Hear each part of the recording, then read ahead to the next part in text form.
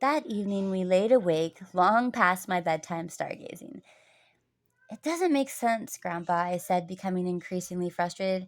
How can the constellations never change if we're flying millions of miles per hour in several different directions through the universe? If that's really true, then the night sky should look different every single night.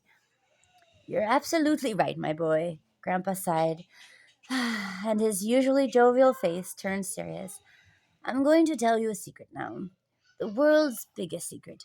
Very few people in their lifetime ever get to know this incredible secret, and the few who do are usually forced to keep it to themselves.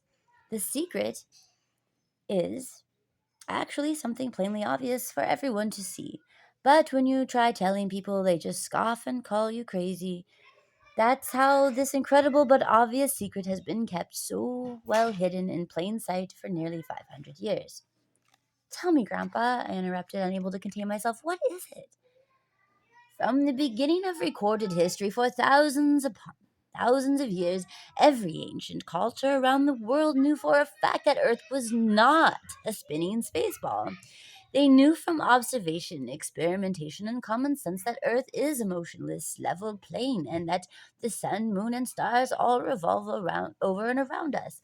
They knew the North Pole to be the magnetic monopole center point of Earth, with Polaris, the North Pole star, positioned directly above. They knew, just as you do from years of skywatching, that Polaris is the only motionless star in the heavens, while all the other constellations revolve perfectly or perfect circles around it. The next day at school, Mr. Tyson continued explaining his version of the universe. In the middle of the blackboard, he drew a huge circle to represent the sun, with nine smaller circles of various si- sizes to represent the planets. The planets, he said, were spinning spaceballs similar to Earth, and Earth was in fact the third planet from the sun. He then showed us a colorful poster with beautiful images of each one. Mercury, Venus, Earth, Mars, Jupiter, Saturn, Uranus, Neptune, and Pluto all revolve around the sun, Mr. Tyson said. The Earth spinning around itself causes day and night, while rotating and wobbling around the sun causes seasons. Wait a minute, I said loudly with a sudden burst of confidence. My grandpa and I watch the stars, and often see Mercury and Venus shining bright all night long. But for your diagram to be true, someone on Earth would only ever see Mercury or Venus during the daytime. Mr. Tyson glared at me without blinking or speaking and slowly raised an eyebrow. The other children murmured, then went silent. See, I continued, if Mercury and Venus are closer to the sun than Earth, then we could never ever see them while the sun is out. It would be impossible to see them at night because Earth is facing the wrong way. Mr. Tyson finally blinked. Mr. Tyson finally blinked, lowered his eyebrow, then turned back to the blackboard and continued his lecture. He completely ignored my objection and just carried on as though my revelation was irrelevant. Discouraged but not dissuaded, I knew he could pretend nothing happened, but I'd found a fatal flaw in his model, and this was just the beginning. That evening after dinner, Grandpa set up his telescope in the backyard and called me out to sit with him, asking with a cheeky grin, "What new nonsense did they teach you today, my boy?" Mr. Tyson showed us a poster with pictures of planets and said that all the other planets are spheres, so Earth must also be a sphere. Grandpa's grin stretched to his ears. Well, that's just silly, isn't it? Basketballs are spheres, but that doesn't mean the court is a sphere. Balls are spheres, but that doesn't make the table a sphere. To begin with, you know something is wrong when you ask the shape of the floor and someone immediately looks up to the ceiling for answers. Moreover, Earth is not a planet.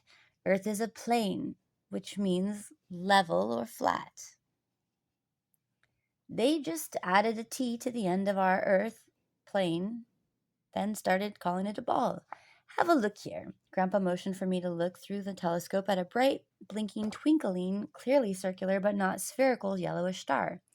That, my boy, is the planet Venus. And Venus, my daughter, is that is your name. Yes, that's my real name. It sometimes goes by Vivi. But that doesn't look anything like the picture Mr. Tyson showed us, I interrupted. Grandpa nodded.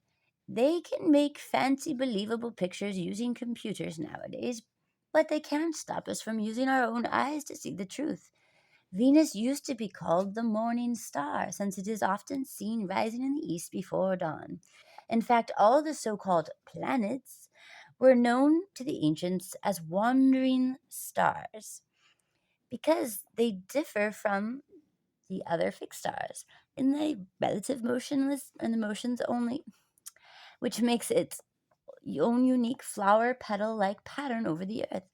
As you can see, all the stars and so called planets are just material lights in the sky. They are not gigantic burning balls of gas, spherical Earth like realms capable of stepping foot on, or are they millions and millions of miles away, but rather quite close, as evidenced by the amount of detail seen using a mere 83 times zoom telescope. The next day, Mr. Tyson began class by asking, "Which one is bigger, the sun or the moon?" As usual, none of the other students spoke up, so I quickly raised my hand, thinking the answer was obvious. They're the same size, anyone can see that. "Wrong again, silly boy," Mr. Tyson laughed to himself. "The sun is actually 400 times larger than the moon. It only looks the same size as the moon because it is also 400 times further away from Earth." Dumbfounded, I blurted out, "You want..." Yeah? Sorry to interrupt you. You're reading on your phone. So it looks like the sun's like grabbing the star, kind of. I know. It's like Right? like a creepy monster.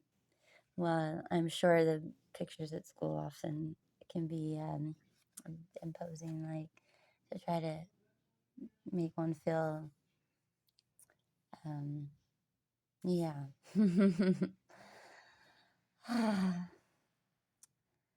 So let's see where we're at. I'm going to stop and I will read more in a bit. Let's see, I'll just read a little bit more here. I'm a bit distracted because we are in a shared space, so I can't really do too much reading right now. But this is a great book, and we haven't read it in years. And I just reordered it because we didn't have it anymore. So I'm glad we have it. Remember we had this before? I thought you got that from the library. Oh no, I wish remember the library. They said they wouldn't be able to receive the books I tried donating, and they didn't have any. And they said they would only sell the book in their private collection, but they wouldn't have it available for people to check out when I offered to donate several of his books.